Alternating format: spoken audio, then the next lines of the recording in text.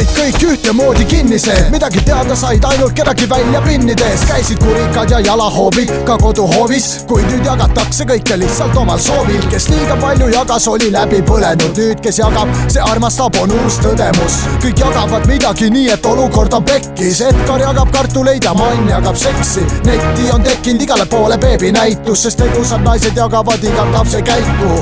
Kõik on aga ainult näiliselt, kes see kurat huvitub su lapse vannis käimisest. Keegi ei tunnista, kui vaadatakse viltu ja peretülid avalikult on teistele tsirkus. Jagaja võidab ning kui reisile sõidad, siis anna aga teada, et keegi su kodu hõivaks.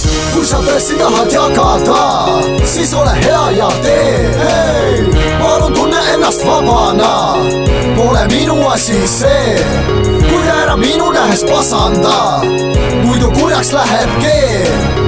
Ma võin ollagi kaabakas, kui oled tee peal ees, hey. Ma üldiselt jagan kõike, mida saan. Koolis jagasin arve, nüüd tööl jagan maad ja jagades infot mõtlen siiski head maas, sest pole inimest, kes ei tahaks mu käike teada. Oleksin totaalselt kui teises dimensioonis, kui ei saaks midagi jagada, olles autoroolis. Kodus masenduses mõni mõte ka vahel tuleb, jagan kõigile, et nüüd ma parem suren. Doseeri infoskeeni ja korraldan stseeni, kuid ma ei ütle, mis on probleemiks. Vahepeal ei reageeri mitte keegi, siis lähen välja ja share'in oma peenist.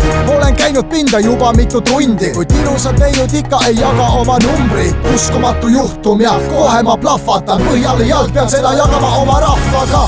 Kui sa tõesti tahad jagada, siis ole hea ja tee, hei, palun tunne ennast vabana. Pole minu asi see, kui ära minu nähes pasanda, muidu kurjaks läheb keel. Ma võin ollagi kaabakas, kui oled tee peal ees, hei.